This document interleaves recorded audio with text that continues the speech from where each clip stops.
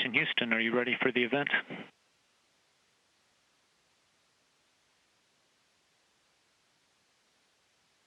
The event.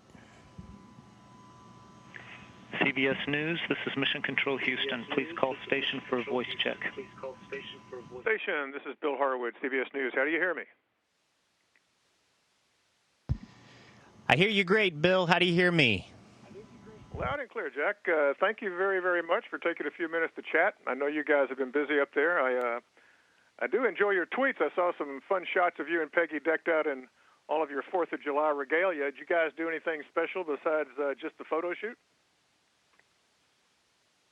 No, unfortunately, we had to work. We had a few experiments that demanded a strict timeline, so we stuck with those. But we at least got to take a few minutes to do the photos and show everybody on the ground how much we love our country.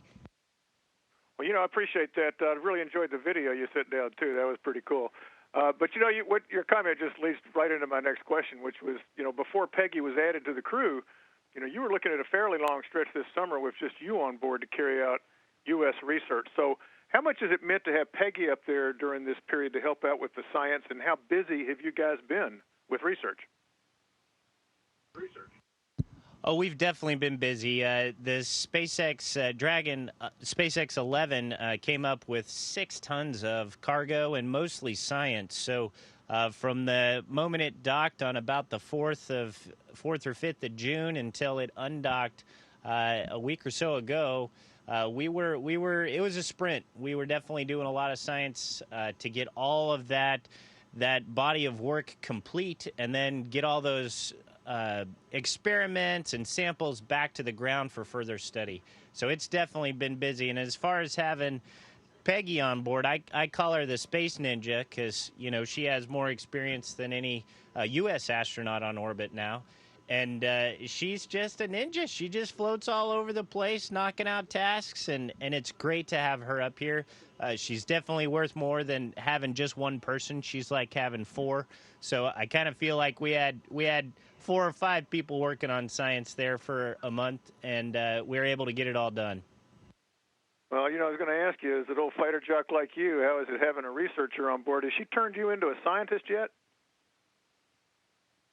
I don't know if you can, but she's definitely a scientist, but she's got a good dab of Chuck Norris in her too. So we get along great, and we both love working, and we love what we're doing up here. It really doesn't feel like work. Everything is fun. Whether it's working on the toilet or doing cutting edge research, we pretty much love it all, and we're just having a great time. Well, let me back up just a little bit to your launch. I spoke to you before launch about your expectations when it comes to riding in the Soyuz, but how did expectation match up with reality? What were your impressions of riding that spacecraft to orbit? Man, I thought it would be like taking off in the Raptor. It gives you a good kick in the pants, right? But it wasn't just a kick in the pants. It was like it lasted for 8 minutes. And just the power, it was like getting on a big old wild bull and riding it up to orbit. It was just amazing. And then as soon as we kicked off and our little weightlessness indicators started bouncing around, I looked out the window and just the view was amazing. It was this teeny little blue strip that was going around the Earth, and all the life that we know lives in that little teeny blue thin line. So that was an amazing perspective check almost immediately. There was a point at which right before we were docking that Fyodor had to go jerk and get me back in the game because I was staring out the window at this beautiful space station we were about to dock to. It was amazing, and it blew my expectations away. Well, that sounds pretty cool. How about the spacewalks? You got to do 2 spacewalks, and again, I'll ask the same question. How did expectations match reality, especially given all the hours you spent in the swimming pool practicing for this thing, for these types of events? But reality must be different. Oh yeah, I grew up on a construction site with a construction family, and so I just building and getting out and using my hands are what really drive me. And I love working at the MBL, the buoyancy laboratory you mentioned. It's a ton of fun, and going outside is a ton of fun. But wow, what a view! It's just to we look out the window all the time here, and it's an amazing view. But when you go outside and there's nothing but this little visor between you and the vacuum of space, you can look up and see more stars and galaxies and just unimaginable depths of the universe that you can't see anywhere else. And to look down and have just this panoramic view of the Earth with no window panes and nothing in the way, oh my gosh, it was amazing. Oh man, you make me want to go.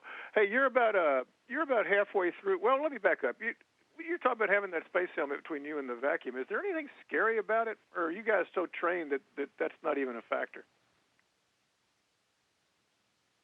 Well, I mean, I guess you could get paralyzed by the fear. There's a lot of things up here that can kill you. But we have to trust in our systems and in the incredible team we have protecting us and keeping us safe every day. We're up here on the space station. There are so many systems that we cannot possibly control or monitor. And we have to depend on a worldwide team to keep us safe and keep this place running every day. So we have to trust in the team. We have to trust in our systems. And then we can focus on just doing our job. You really can't think about all the different ways you could die, or you'd just be paralyzed by the fear and never get anything done. And we got stuff to do up here. I hear you, man. I hear you. So I just read Jeff Kluger's book about the Apollo 8 mission, and he recalled in there about Frank Borman and Jim Lovell's 14-day stay in a Gemini capsule. I mean, compared to those guys, you guys have it pretty good. But I'm wondering, what are the best things about living on the space station? What are the worst things? Kind of give me the two extremes of that spectrum. Well, the worst is my wife's not here, so that's definitely the worst. That'd make it a whole heck of a lot better. As far as what's the best, I really like flying around. You mentioned I'm a fighter jock, and I love doing flips and spins and flying low and high and fast. It's just a whole lot of fun. But the best part about being on the station is that every day we're doing science, and you don't know which thing you're doing. It could be a completely innocuous task, but you discover something that can help humanity. This morning, Peggy is working on growing cancerous lung tissue cultures so that we can study those, and maybe we get somewhere with cancer.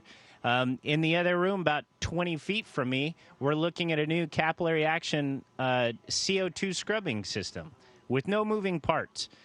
And so every day, you're just a part of this awesome team that is doing incredible science, and you feel like you're making a difference. And that is the best part about being here. Well, I guess you and Peggy and Fyodor have the station to yourselves right now. I guess later this month, you got Sergei Ryazanskiy, Paulo Nespoli, and Randy Bresnik are coming up. Are you looking forward to getting some extra hands up there, and will you regret at all losing some of the space you got with just a three-member crew? It's everything has its goods and bads. I think we got plenty of space to go around.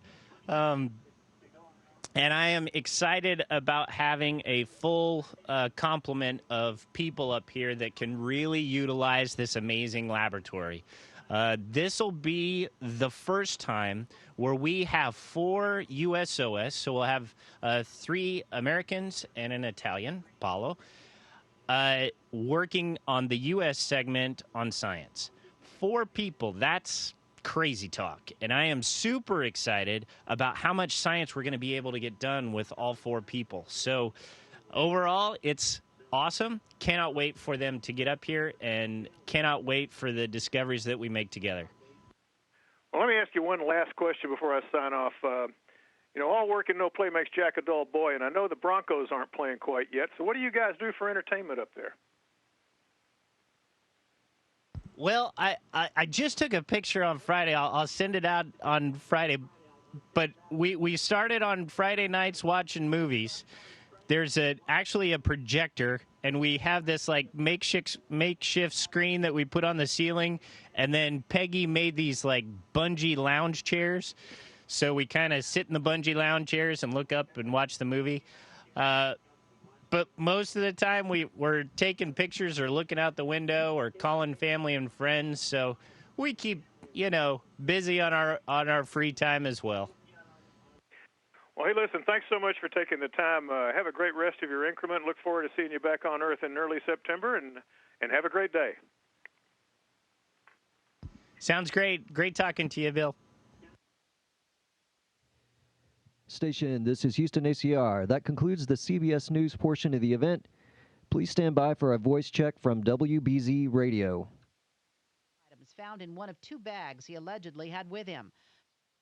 Test 1, 2. You got me? Yeah, I hear you. Do you have me? This is WBZ in Boston. How are you? Great. How are you? Excellent. So let's start by talking a little bit about this. You've been up there for just a relatively short period of time. What are your reactions so far? Oh man, I just love it up here. It's so much fun, flying around every day and just experiencing the weightlessness and being part of all the experiments and exciting research that we have going on here. So I am a pig in slop, happy as can be. How long did it take you, or have you really gotten used to being in a state of weightlessness? I think I'm wired a little differently because, with the test pilot brain, I guess I'm comfortable being uncomfortable. And it really didn't take very long for me. I just kind of got up here and my brain really liked it. Unfortunately, we can't always predict how people are going to adapt regardless of their background. And I just got lucky. So always better to be lucky than good. I haven't had any problems. What is your daily life like on the International Space Station? It's pretty busy. We get up around 6 a.m. Peggy gets up earlier than me. We have 2-ish hours of working out a day because we have to keep the bone mass and muscle mass at a high level. Impacts and strength training are important to that, so our treadmill and our resistive exercise. And then, man, we do science like it's our job, because it is our job. All day, we basically have a very choreographed schedule that coordinates all the facilities, support scientists, investigators, the resources on the station.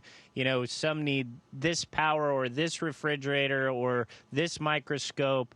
We do stuff outside.